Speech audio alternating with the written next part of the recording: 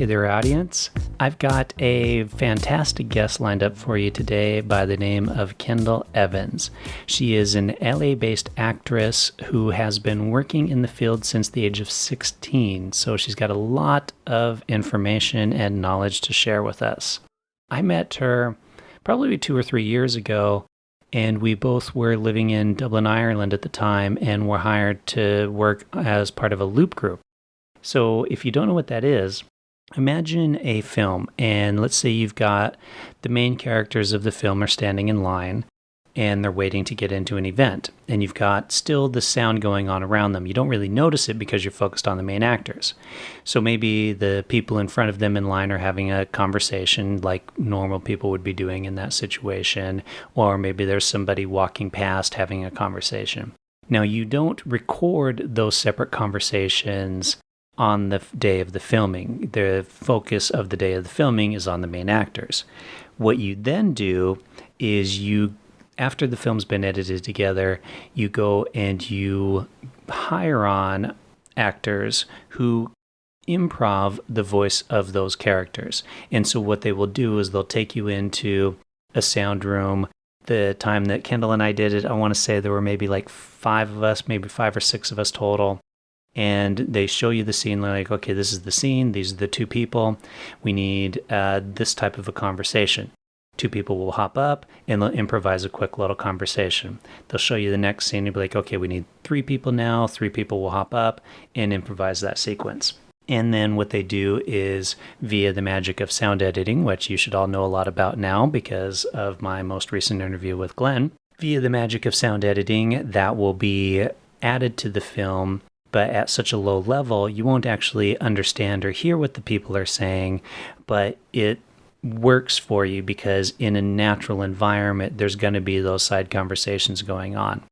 And so that's how I met Kendal. She has since moved back to LA. I've since moved to London. And so I wanted to chat with her and kind of have her share some of her experiences of what it's like trying to make a living as an actress in LA. When we think of the places a person needs to be in order to make a career out of this industry that some of us have chosen to go into, we often think of Los Angeles, Hollywood being the epicenter of where that is. And in a lot of cases it is, and you might hear how that is changing or not changing. I will shut up now and simply say, this is Diary of an Unemployed Actor. And I am Milo Dennison, and this is my interview with Kendal Evans. But you actually had an audition yesterday. That's cool. Yeah. I had a workshop yesterday, actually, for a casting director. So casting directors do a lot of workshops here because there's so many of them. But yeah, so casting directors do these things where you pay them like $25, which sounds like a scam, but it's not a scam. It used to be way more money. And then there was this big thing back in 2016. They got in trouble because the union thought it was like paying for employment, which is kind of true. But now they reformatted it. So the casting directors, they charge less money and they treat it as like an acting class. So you get to meet them, you do a scene for them, you ask them questions, and then they'll give you like a redirect and you resend it in. They go about it as like it's a learning, like it's an exercise, a teaching exercise or whatnot, but you really go to make the connection, and so they'll remember you and call you in. I see. I mean, it makes sense, I guess. Yeah, it does kind of feel like, okay, yeah, come show us your bits, pay us some money, and sure, we'll remember you. Yeah, no, I know. Yeah. Was that virtual then? Yeah, they're doing them all virtual right now. I did one a couple weeks ago, but I haven't done any casting. No, I did. He was a casting director, yeah, but it wasn't for us to do scenes. It was just him talking about his casting process and what he looks for and that kind of stuff. So it wasn't actors to come in and do a scene for him. I go to these casting workshops and they'll say that like for one co-star role, which I'm sure is like, it's like a couple lines on a TV show, they'll get like 8,000 submissions. and they'll pick like 20 to 30 people to come in. So it's literally the number one thing is your headshot in the States. Basically, it's like your headshot really has to pop and be on trend and whatnot with like the current industry status. And the second thing is like, you know, they look at your reel a little bit, and then kind of mainly like the third thing is like the training. So they don't really look at the training as much, which is another thing that's frustrating. So that's interesting. So they do look at the training there quite a bit. That's one of those things, how much training versus experience and that kind of stuff plays out. They care more. I think here, the general consensus or whatever is that they care more about experience than training, which is a catch-22. Because if you don't have, like, if you're going up for a co-star role and you're going up against someone else, like they're looking at someone else who has like 7 co-star roles, will probably pull that person in, and you're like, but wait, like I have the training, I could easily do this part. Like I could do it. I mean, like in Ireland, I was getting big auditions. I was auditioning for Vikings, and I was auditioning for network shows. And here, I haven't had one co-star audition since I've been back.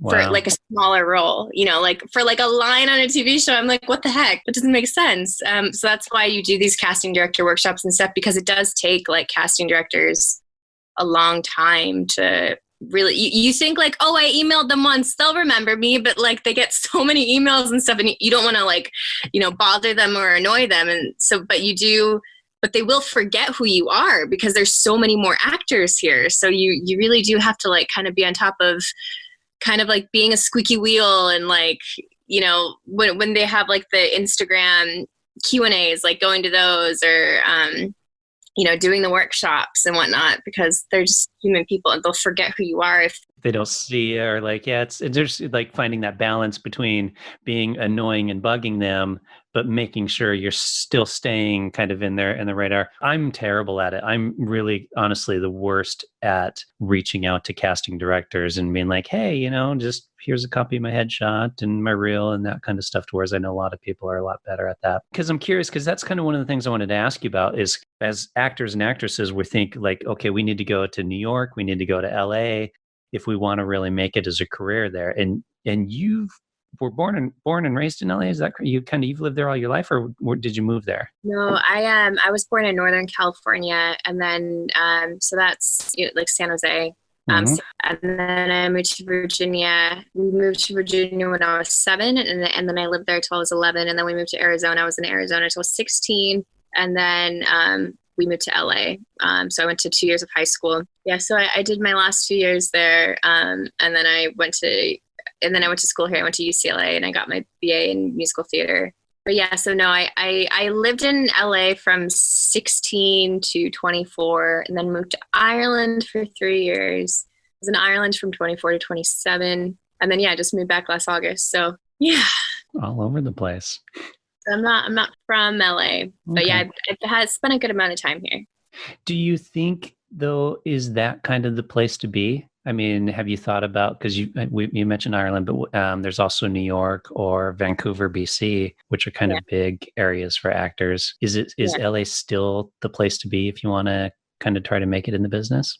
I think that like it's weird it happens differently for everyone, you know? So it's weird to give like an outline of, I don't know, what's best for others versus, you know, exactly.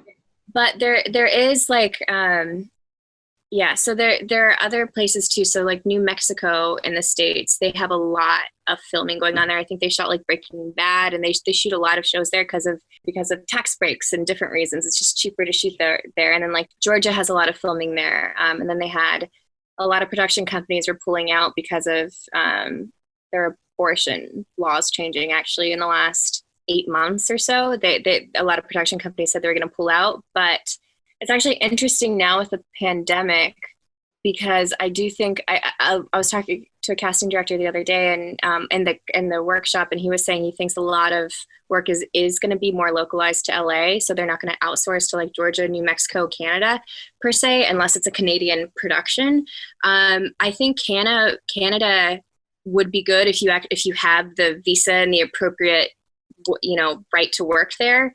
But I do think I think so. There's also this podcast, Audrey Helps Actors, which was really, really great. And what she did years ago, she's like a working actor now. I think she's a series regular on a show. But she was saying that she went to New Mexico because all the co-star roles that you would book to start out your career in LA were being given basically to that state. So like all the actors there were getting lucky and getting like these, stepping stone roles to start their career. And then in LA, you just kind of have the bigger roles. So if you're part of SAG, you're up against, all these actors who've been working for a very long time. So basically, I do think I think LA is becoming the place to be because things will probably be more localized after this pandemic. But there are places like, even in like Austin, Texas, New Mexico, Georgia, even like, Dublin, Ireland, or like you were saying, Canada. And from what I've gathered from just like listening to actor podcasts and whatnot, where you are when you're a big fish in a small pond, it's good to like, rack those credits up that way before you move to like the ocean, and like there's so many other like fish here, and there's even, people who have their connections and their nepotism and their this and that or whatever. Like I think it's a place you should be eventually, but not necessarily right away. Go there with having something in your belt and some experience and with you. Don't just, get off the bus and expect to get cast in that next big project. Although right now, like I said, I think things are changing. I think a lot of production will be more localized to LA. Like they won't be outsourcing. Yeah, that's funny. That's interesting. Yeah, it's funny because like it used to be the place, and then you're right, it did kind of move all over, and then if it starts to move back again. And so, do you find, because you're a member of SAG-AFTRA, right? And do you do more casting agents and auditions require you to be a member there? Here, there's Equity is the union here in London, and very rarely do I see any casting calls where it's a requirement that you be a member of Equity. And I'm curious, is it kind of a bit more of you're more likely to get an audition if you are a member? So there, if you're Equity, you can work Equity or non-Equity, right? Yep. You don't have to work Equity. Yeah, Yep. Here, if you're SAG-AFTRA, you can only work SAG-AFTRA. Oh, so you can't work non-SAG-AFTRA. Oh, okay. You can't work non-union or you could get in trouble. There are like I did a web series and a short film this last year, and we made them, you can make them SAG, deferrable SAG. It's not that hard to do. You can kind of make anything SAG if you just fill the paperwork out. So you can do like your own projects and stuff. But it's interesting because I don't have one opinion about it. I joined SAG when I was 16. I did this thing on the Disney Channel, and I was really excited to join. I thought like being in SAG meant like, I'd finally get my big auditions and like I'd just pop up or whatever. But I didn't realize it would take me a long time to get a manager. It would take me, and then once I had a manager, and some of those auditions I was going on, and this is what frustrates a lot of actors, is so the big auditions, the like big film auditions, studio auditions will all be SAG. And you really, unless you're a specific type that they're looking for physically, usually, or you speak a couple languages and they need that, they generally won't call you in unless you're SAG. But then sometimes you'll go to these auditions and they'll give you like 6 pages to memorize, and you go in and you're pumped. You haven't had an audition for a while, whatever. And then you find out that they just had to audition people and they were going to offer the role to like Aubrey Plaza or Zendaya or something. They already had her in mind, but they were just auditioning people just because they had to have an audition. So it's like kind of like a union rule that you need to be auditioning for these roles. But it's frustrating for actors because it's like, okay, so I spent all this time memorizing. I got ready, took my Uber, whatever. Like it costs money to go to these things sometimes, and to get ready and prepare. And it is good because it is like, if you do a good job, hopefully the casting director will remember you for the next time. Yeah. But it is grueling when or maybe they'll have some other role in it in the project that they can put you in or something as well. Yeah. That's what you hope for, but sometimes that can get frustrating. But with being SAG, the best piece of advice for that is usually people say don't join until you have to join. You don't have to join it right away, right when you're Taft-Hartley'd. there's a certain number of, I don't know what it is exactly. It's on like the SAG guidelines. There's a certain It's on the website. yeah, on the website, yeah. But yeah, people usually don't tell you to join until you have to join. And a lot of commercials actually recently, there's a big thing going on. They become non-SAG, which is frustrating for SAG actors because that's where we usually make our money. Because in the States, you can make like $60,000 to a couple $100,000 a year off of commercials. But a lot of them have become non-union, and they're campaigning against that, just because of, I guess, ad agencies and whatnot saving money. Yeah, so that was like a lot of our like bread and butter. And you have membership dues every year as well, right? So you're still paying to be a member of the union while potentially still not getting work from being in the union because it's still dependent upon being cast. Exactly. And that limits you because, yeah, to your point, to where if you're maybe not able to do non-SAG projects. Yeah, because there's a lot of great work, a lot of great indie films that are non-union. Yeah. And yeah, but and with the dues too, it's not that expensive. Like I actually had my dues, and I kind of thought they were gonna like give us some sort of discount or something because of this COVID. But my dues for the last 6 months, I did 2 SAG short things. Is 113. So I pay about 113 if I'm not working it. But if you are working a lot, I mean, obviously you're paying quite a bit more. Yeah, because correct me if I'm wrong here. So you've got your annual membership, which is reasonably low, but then if you're working, it's a percentage based upon the total amount you made as well. On top of that, is that how it works? Yeah, it's an annual fee plus a percentage, like twice a year. It's funny how much of an actor's income goes to other people. Like, so if you've got an agent, money goes to your agent. If you got a manager, money to go to your manager. Your equity fees, your whoever else you have working for you. So it's kind of funny. I know, it's kind of frustrating, and I actually got into a situation where I have a really great voiceover agent now, which I feel so grateful to have. That's probably the best thing that's happened to me in my career so far. But my manager, he's gotten me one audition since I've been back. He was saying that if I do book a voiceover audition, that he would like 15% of it. And I said, but because he's not searching for my auditions, that's my voiceover agent. So then he like dropped it down to 10. But it's just interesting how like what you're saying, like even if somebody who's not finding you the work because they're involved with you or whatnot, they'll take a percentage. So then that would be my agency taking 10, 15%, and then my manager taking 10%, and then it going to SAG. So then I'm left with like maybe half or, minus tax. It's just like, it's kind of like, what, I'm the artist doing all these auditions, putting it out there. You can understand the agent or the person getting you the work, getting it, but then you have like your manager, and then eventually you'll have like your publicist or this or that. So it's really like, it's not a great way to be making money.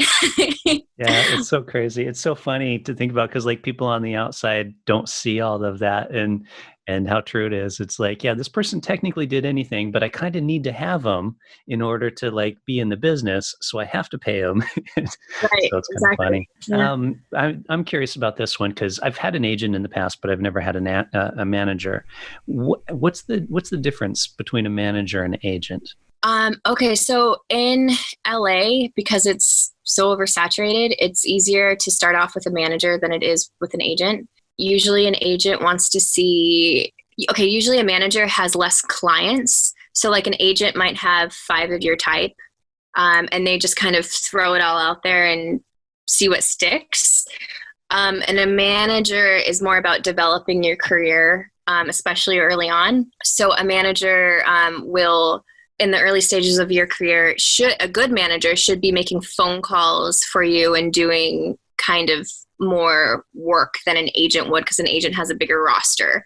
Your manager, in a way, is networking for you on your behalf and helping to develop you as an actress versus an agent who's more or less just like represents all these people and is like, okay, production is saying, hey, we need people with, blonde hair and blue eyes and within this age group, send us everybody that you think fits that criteria.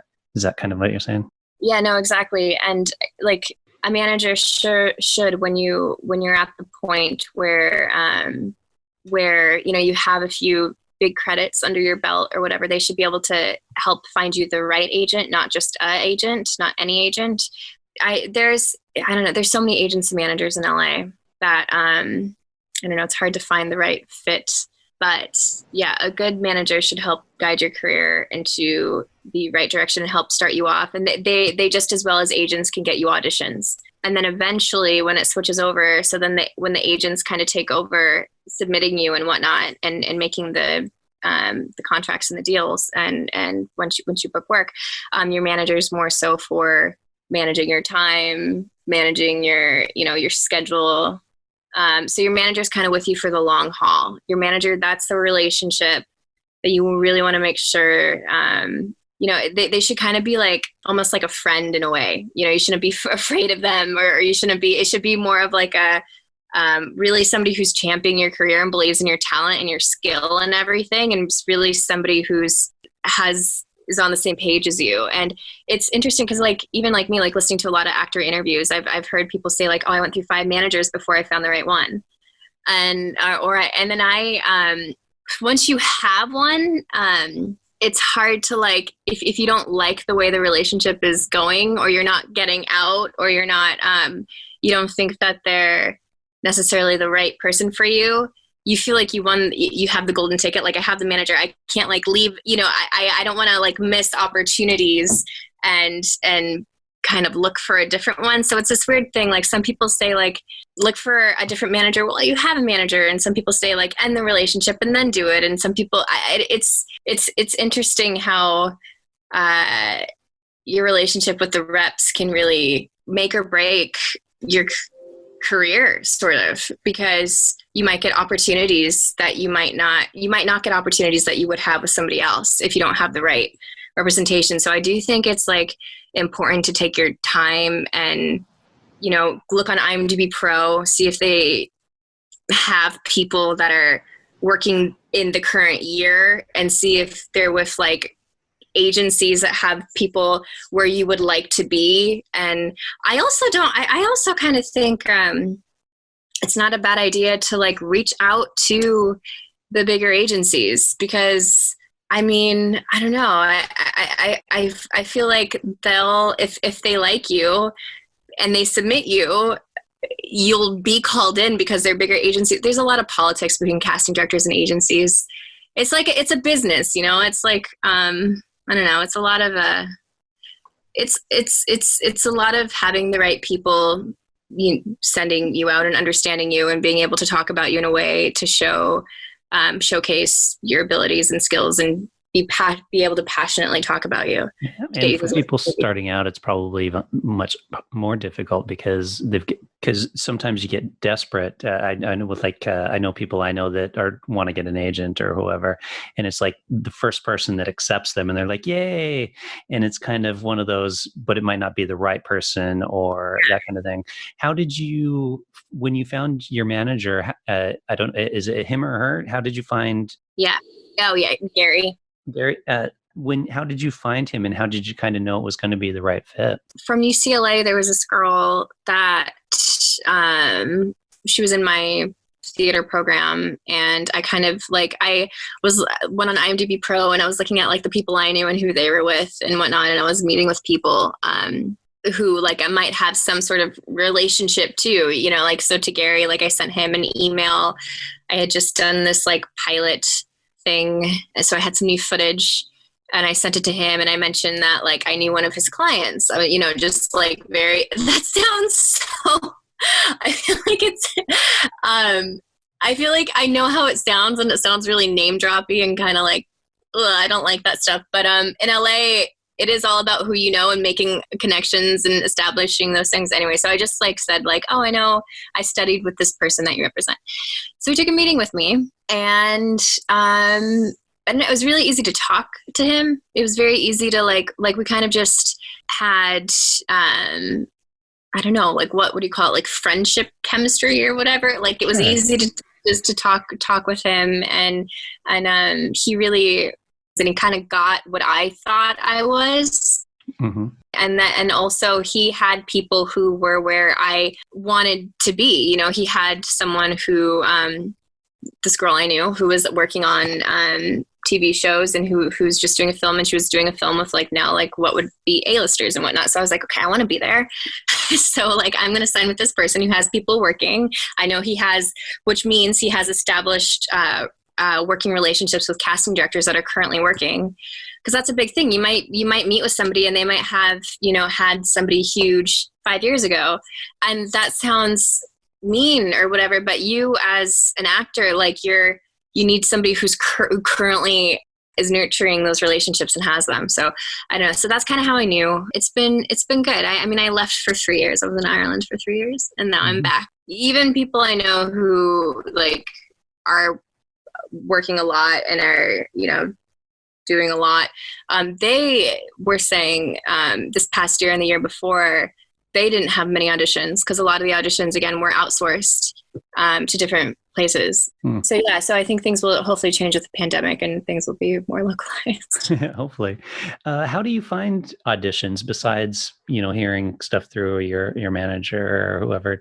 Are you on like websites? Is it casting newsletters? That kind of stuff? Yeah. There's Actors Access, which is like the American Spotlight, basically. And on that, you can self-submit yourself, and you also attach your representation to it, but they get to see a side of it you don't. So you get to see a side that's more like kind of like student projects or maybe some indie films or things that are specific that they can't find within the agent range. So you can submit yourself on that. And some of those projects, you know, have the potential to do really well in festivals.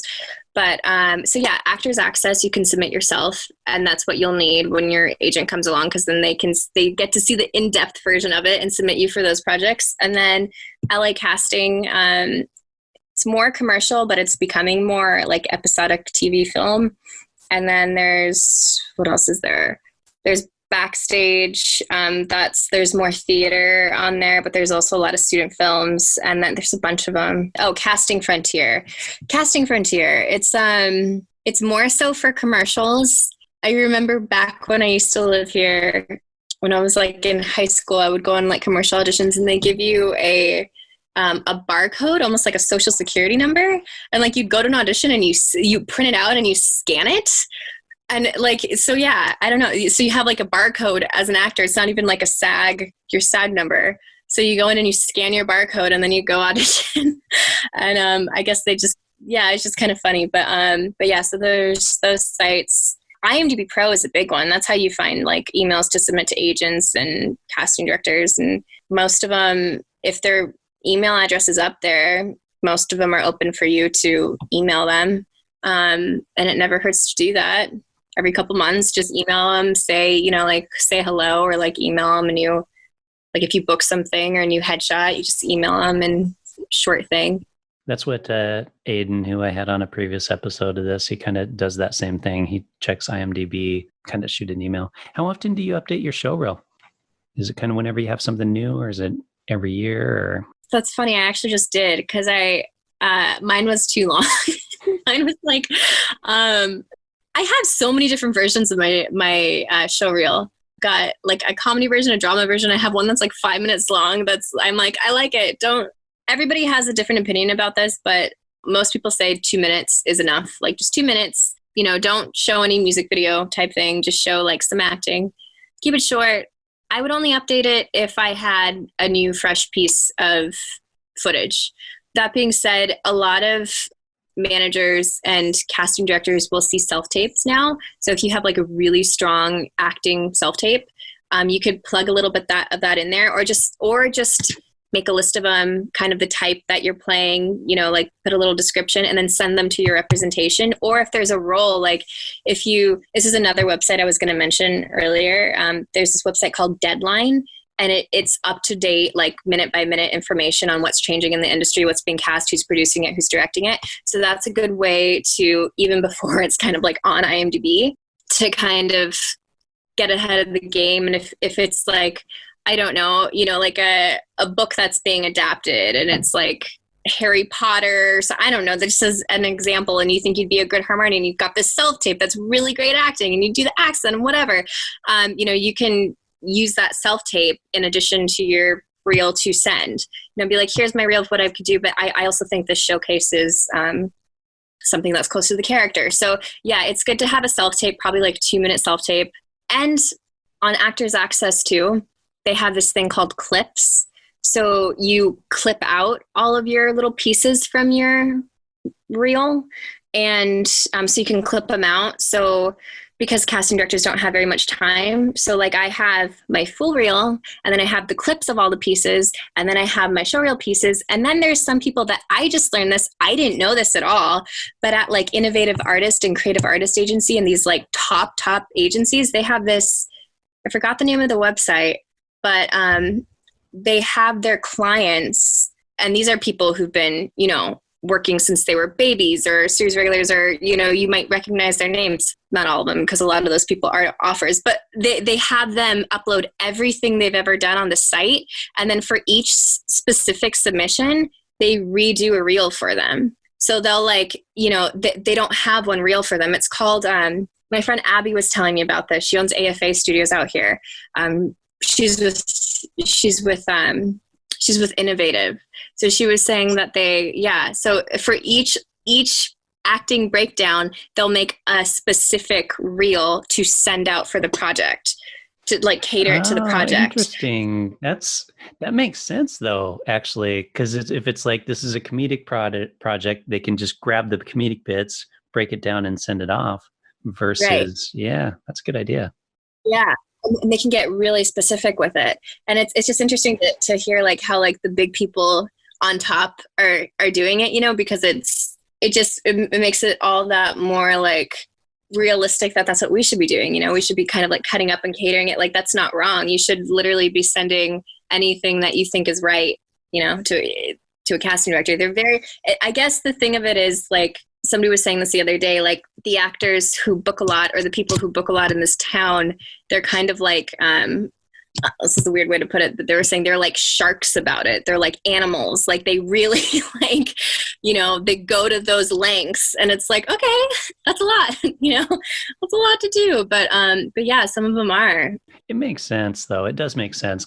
I've got 2 reels basically. I've got my presenter reel and my acting reel. And I like your system of breaking it down even more so, of like, depending on the type of, that you're sending it to, send stuff that just has bits that's relevant to that versus something that's more encompassing. Exactly. Yeah. How you mentioned around like 2 minutes is a good length. I've had this conversation with friends of mine, and they've got like a 5-minute long show reel. And he sent it to me, and I'm like, dude, nobody's going to watch your 5-minute long show reel that has like clips on it from like, 15 years ago. They don't care about this. One, you don't look like that at all, and 2, they're not even going to get to that point because it's 5 minutes long. And it's like, as artists, like, we're so proud of our work, and we're so proud of like the things that we booked, and we're like, no, like, like as a writer, you say like, don't like killing my darlings, or like, don't kill my darlings, don't kill like my stuff, but I worked so hard to get that, and now it doesn't even matter. And it's like, it doesn't though, and you have to get with the game, and you have to meet the industry where it's at until you get to a point where you have enough clout where you can do whatever you want. So how do you keep training? Because you studied theater. Do you still do any theater at all, or is it mostly just film and television stuff now? I'd love to do more theater. I've in Ireland, I did the new Irish playbook with Joe O'Neill, the Little Shadow Theatre Company. I did that, and we toured a bit. And before that, I hadn't really done theater for a while. LA, there isn't as much. There still is theater, but there just isn't a lot of it. But yeah, no, I'd like to do more theater. Definitely. I do still train. I do a weekly class. Classes can be so stupidly expensive out here. Like everything. Oh my God. I did this one class, and the teacher was great. She was great because she's like a coach for set.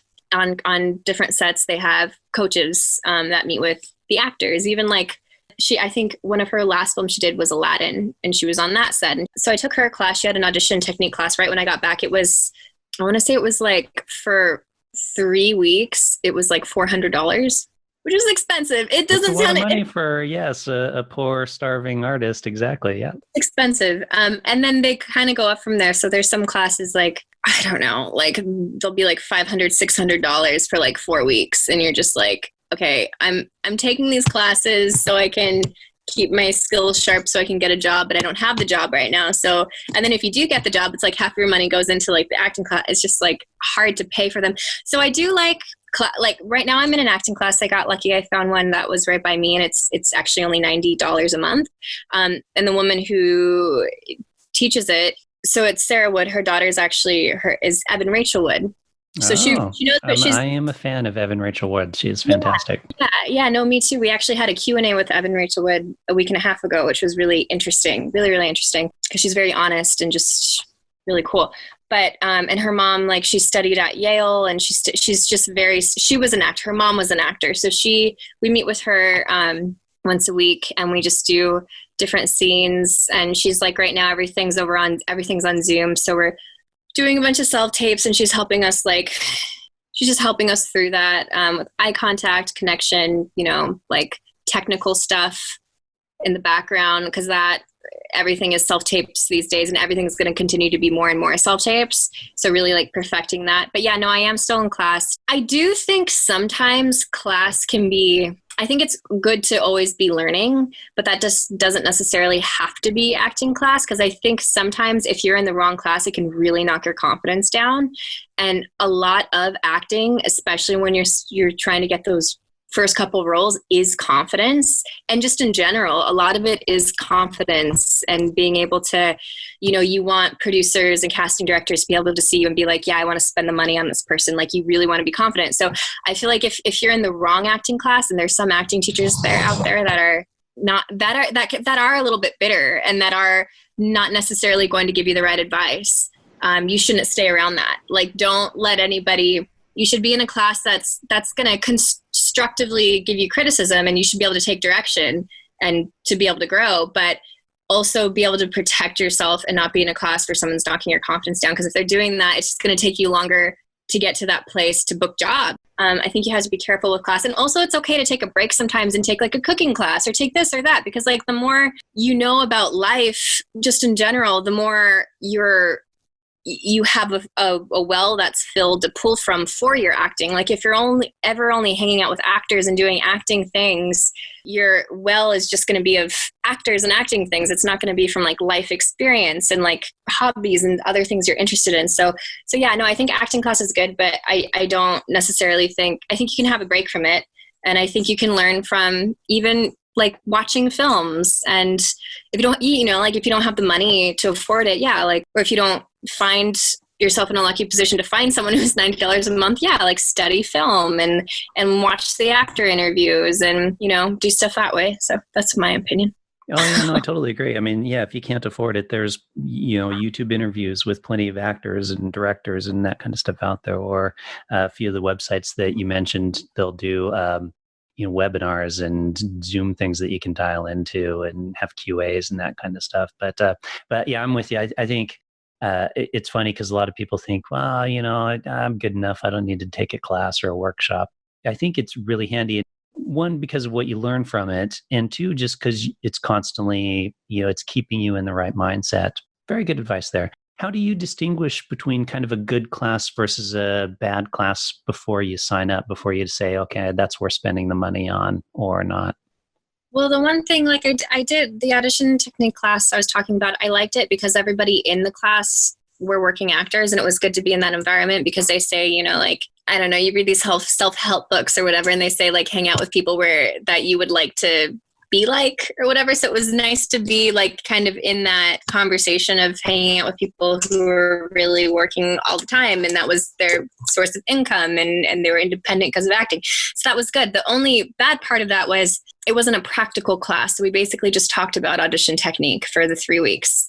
And people just, raised their hand and talked about their experiences, which was good, but it wasn't like hands-on, okay, let me show you how I audition and you can give me like practical advice to book the job. But anybody who says they kind of like, they know everything and there's only one way No, their method is the best method and that Yeah. kind of stuff. Yeah. Right. Or anyone who is a little too like one of the reasons I did really, I'm going back and forth, Mm. but one of the reasons I did really like Lee's class is because her thing was, like, look, like, you need to be in class, but you all have something different to bring to the table.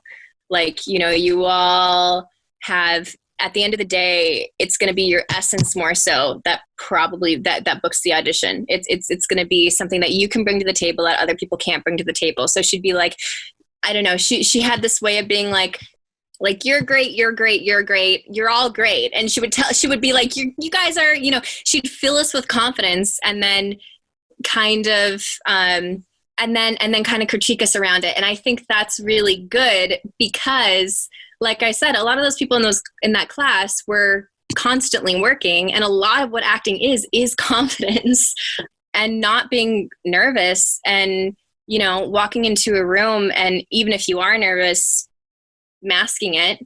So I liked that. I liked, and I think that somebody who, anybody who's too harsh on you, who's too negative about the industry, who's too like, my way's, it's my way or the highway or whatever. Anybody who's like that, personally, I would run away from, because I don't know. I've been doing this since I was 16, and I'm nearly 30, and I know there isn't one way, and you can learn something from everyone. And I just being around that negative energy, this industry is hard enough without, you can get jaded enough yourself without having somebody else's, who you're supposed to be learning from, bitterness kind of laying on you. So I don't know. I think people need to be instilled with confidence in this industry.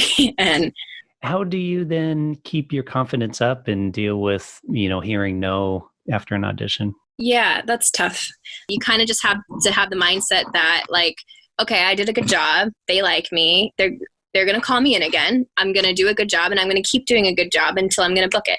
And that's just what you have to think. You have to think that, like, each time you go into an audition, you're just going to do a good job, because your job is to be a good auditioner. Your job isn't to book the job. Your job is to be a good auditioner, to audition well. There's also another thing, and a lot of casting directors have said, like, the difference between working actors and non-working actors is that working actors come in like they already have the job. So they come in with this confidence on this, like, and the audition is just like a rehearsal.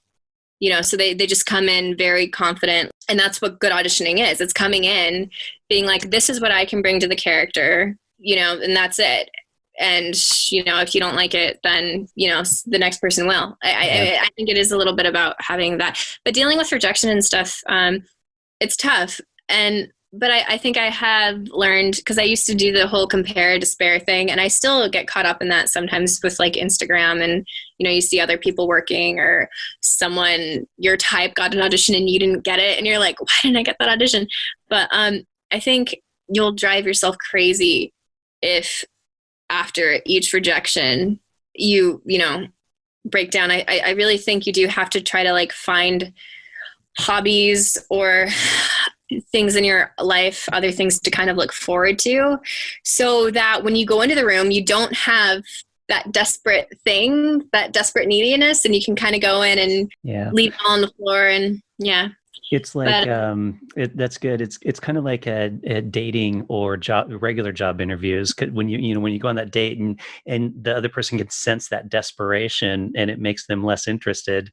And I think acting auditions are kind of the same thing. When you walk in and you don't have that confidence, and they can kind of sense that you're desperate to get this part, that there's just something about it that doesn't work, versus like walking in there with, like, okay, I can nail this. And even if you don't nail it, you can at least leave there knowing that you did a good job. Mm-hmm. Right, exactly. And with what you're saying too, like, I think anything that you need to do, if you need to run, like, wake up extra early and go on, like, a half hour run, if you need to do yoga, if you need to, whatever you need to do before that audition to just go in feeling calm, you have to do it. Like, that's your job. You have to go in being calm. You have to go in and give your best performance. So whatever you need to do to get there, I used to, like, I think I take it more seriously now than I did when I was younger.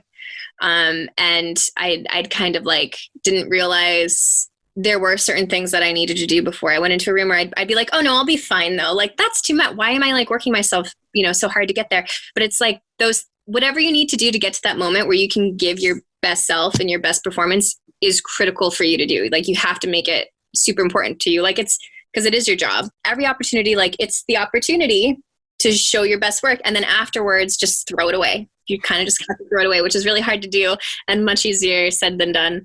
But especially when you're not getting that many auditions and you're like, this is the one, I need this one. And yeah, it's very hard to do, but. Like, I just spent all last week memorizing all of the lines for this part. Now it's brain space completely wasted. Yeah, it can be really emotionally exhausting, which is why like you have to protect yourself, and you have to run, or you have to do yoga, or you have to do whatever you have to do to stay sane, because it can be extremely emotionally exhausting. I think that's great advice to end it on, actually. Tell us, if people want to track you down, how could they find you?